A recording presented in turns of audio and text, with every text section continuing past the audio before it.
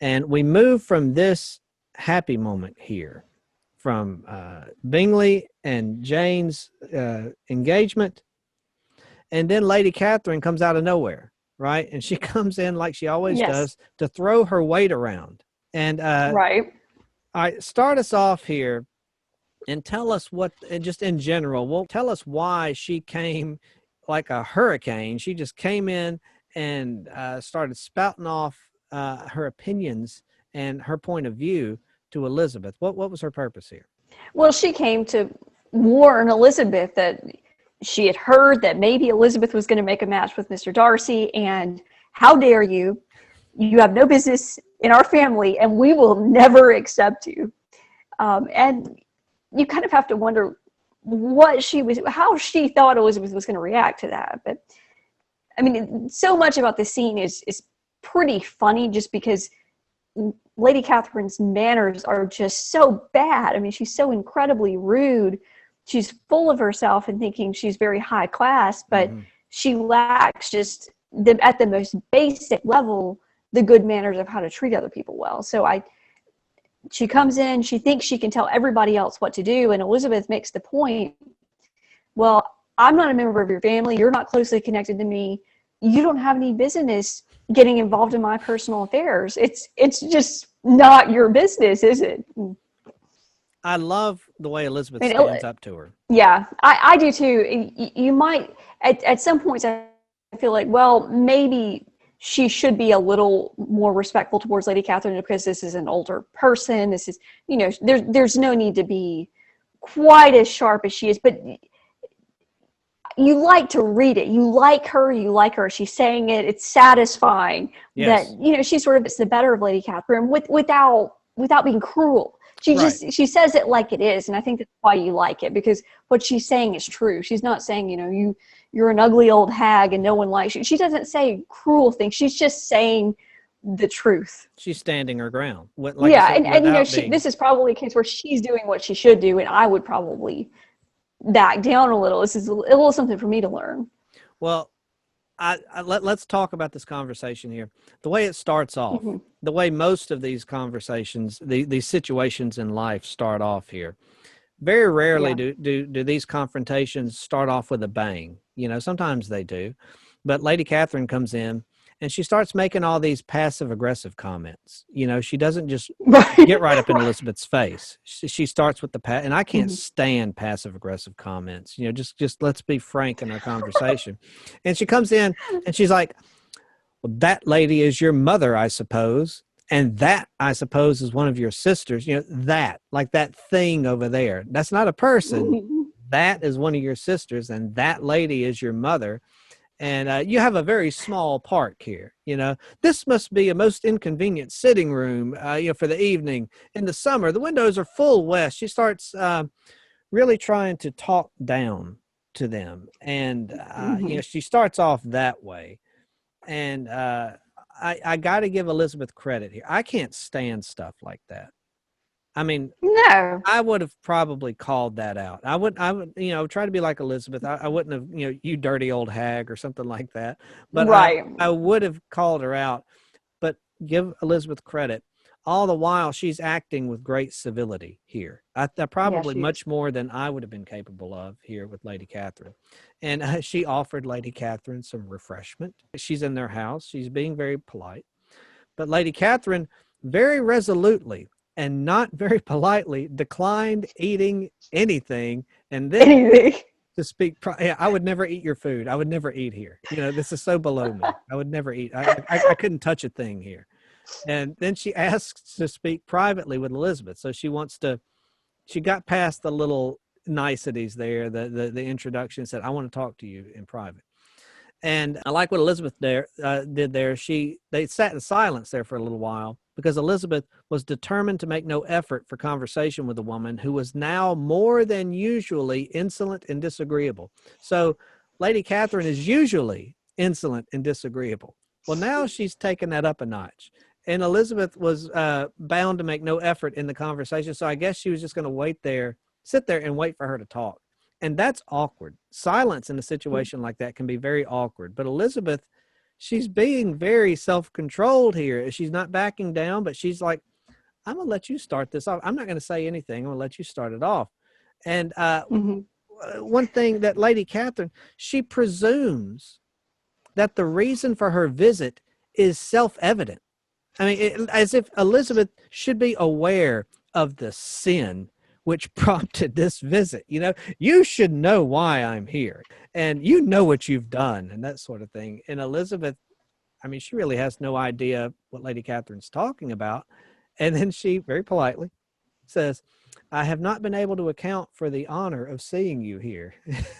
And Lady Catherine, I'll read this and then I'll toss it to you, but you got to read this whole thing. She just launches in. Miss Bennet, replied her ladyship in an angry tone, you ought to know that I am not to be trifled with, but however insincere you may choose to be. So she accuses Elizabeth of being insincere. However insincere. Which she was. Yeah. Well, yeah. And she was being kind of cheeky with the whole thing there too. However insincere you may choose to be, you will not find me to be so. Yeah, not me. I will not be insincere, Lady Catherine. You never accuse her of that. No. And then she says, my character has ever been celebrated for its sincerity and its frankness.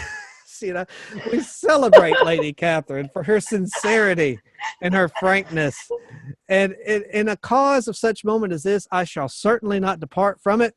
A report of a most alarming nature reached me 2 days ago. I was told that not only your sister was on the point of being advantageously married, but that you, Miss Elizabeth Bennet, would in all likelihood be soon afterwards united to my nephew, my own nephew, Mr. Darcy.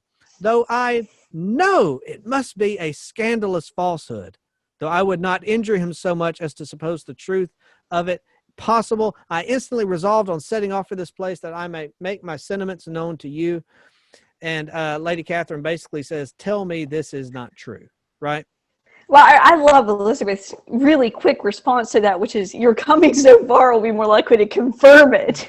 And it's absolutely correct. And I think Lady Catherine knows it as soon as she hears that. Yes, and Elizabeth, she stands her ground.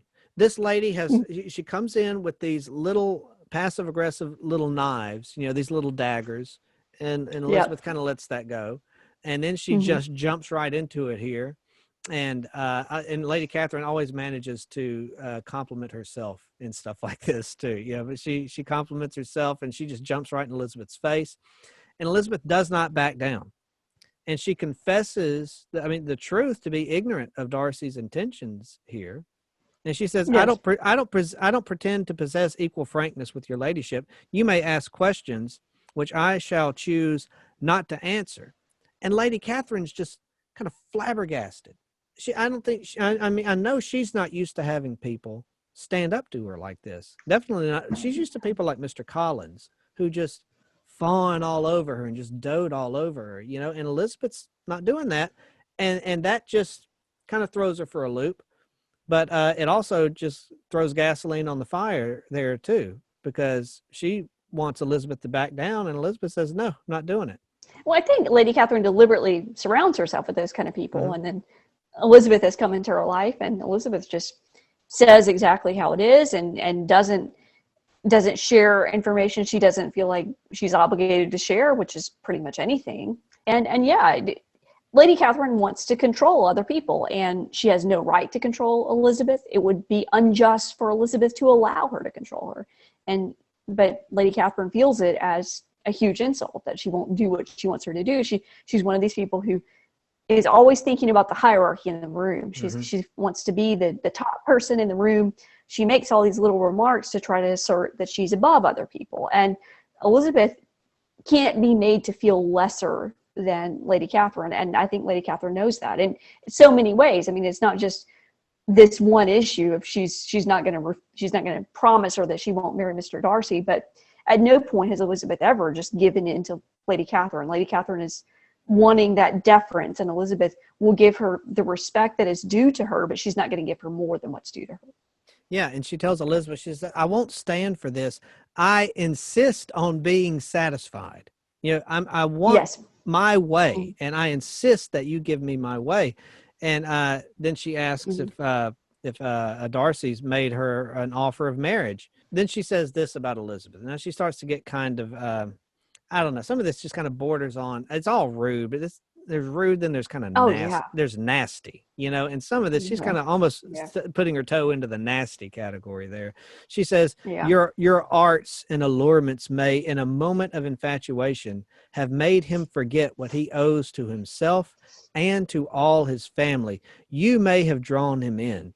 And, almost like Elizabeth's some sort of harlot that's trying to, use her feminine wiles to tempt Darcy or something like that. She almost, it almost seems like she's walking right up to, when the way she described your arts and your allurement, like that's part of Elizabeth's character. Yeah. And that's almost getting into the nasty category right there. And she said that you made him forget what he owes to himself and to his family. And like Darcy owes, he owes his family to do what Lady Catherine wants him to do. That's what she's getting at there. And she says he owes it to himself. Darcy owes it to himself to do what's right for Darcy, right? Not what's right for her. Right. And, Elizabeth says, frankly, if I have, I'd be the last person to confess it. And then, it reminds me here of a confrontation Jesus had with the Pharisees. I preached on this last night. The Pharisees came up to Jesus and they said, he got through teaching. And then it was the Pharisees, the scribes, the elders, this powerful group of men come up there and they say, we have a question for you. By what authority do you do these things? And Jesus says, well, let me ask you a question. And I like how Jesus doesn't, he doesn't answer their question. He's like, I don't accept your premise. It's kind of what he gets at here. Yeah. He says, I'll ask you a question. Was John the Baptist's baptism, was it by God or was it by men? And of course, the Pharisees are like, well, they confer with each other and they say, if we say it was by heaven, by God, then he'll say, well, why didn't you believe it then? And if we say it was by men, then the people will stone us because they believe John the Baptist was a prophet. So they said, we don't know. And Jesus said, and I'm not going to answer your question either. He stands his ground there because he doesn't owe them an answer. He completely rejects their premise. And they come in and they demand an answer. And Jesus says, I don't have to answer you.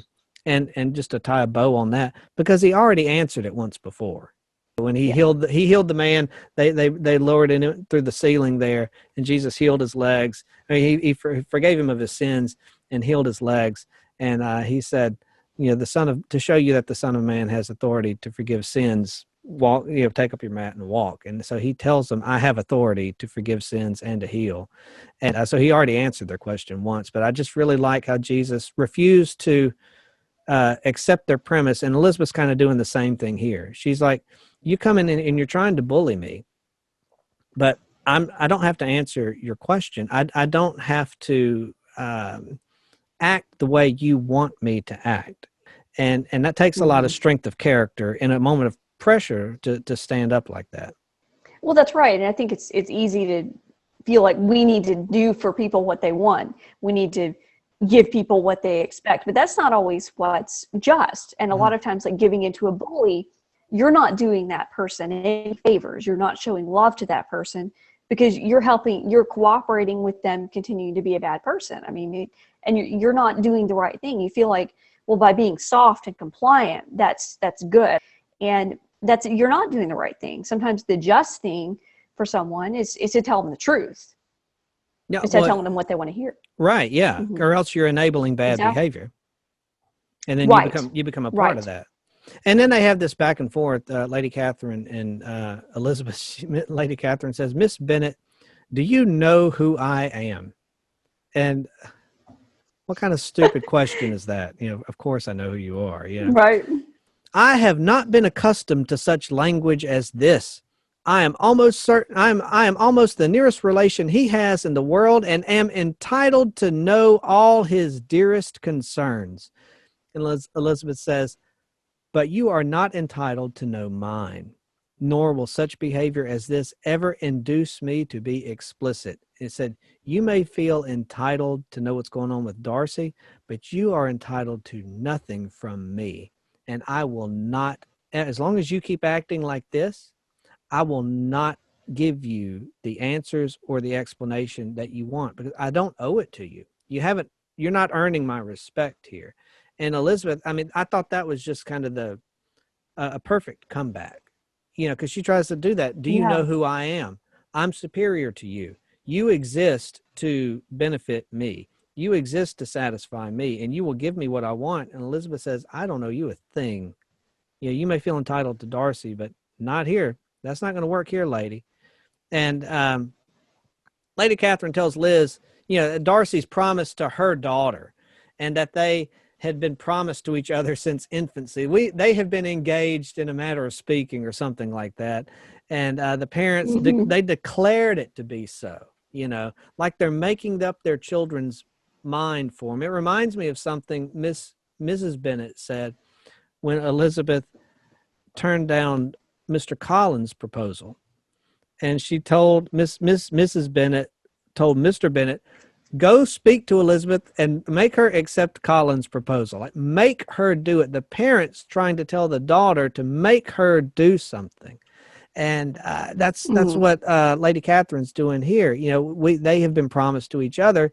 We've decided what's best for them. And there comes a point in time when you reach a certain age and